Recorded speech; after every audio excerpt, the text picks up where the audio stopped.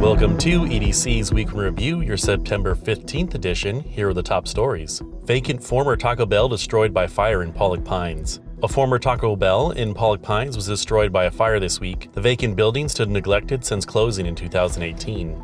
Woman found dead at South Lake Tahoe Apartments. The South Lake PD is investigating the death of a woman found unresponsive at Lakeland Village. The identity is being held until first of kin are notified, and police are not considering the death suspicious at this time, but the investigation is ongoing. Inmate captured after walking away from Georgetown camp. An inmate walked away from a conservation camp in Georgetown, but was captured hours later in Fresno. He now faces potential escape charges. Parental notification policy debated at school board meeting. The Buckeye Union School District held a meeting this week to discuss implementing a parental notification policy for students who identify differently than their biological sex while at school. This sparked debate between supporters and opponents. The County Republican Party plans to push for similar policy in other districts. El Dorado Hills man appointed to State Corrections Board. Governor Newsom appointed Brian Reichart of El Dorado Hills to the Board of State and Community Corrections. Reichart serves as the Chief Probation Officer for El Dorado County. Local Scouts teach bike safety classes. Local Scouts collaborated with law enforcement to teach bike safety to kids in El Dorado Hills last weekend.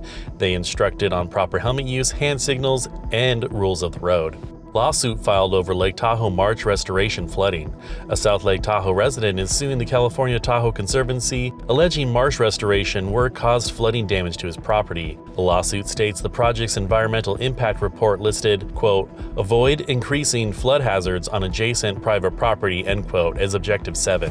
Firefighters extinguish hot trash. A quick-thinking driver noticed smoke coming from his garbage truck and drove straight to the fire station for help. No injuries occurred and firefighters saved the truck from serious damage. The cause of fire was a lithium-ion battery that exploded upon compaction with the rest of the trash. County considers changes to cannabis ordinances. The county is considering potential changes to its commercial cannabis ordinances. The controversial requests from cannabis advocates include increasing grow sizes and allowing grows to be located closer to school zones. Injured backpacker rescued near Desolation Wilderness. Search and rescue crews airlifted an injured solo backpacker in distress over the weekend. The solo backpacker had set up regular communications with his family, who grew concerned and contacted authorities when he failed to check in.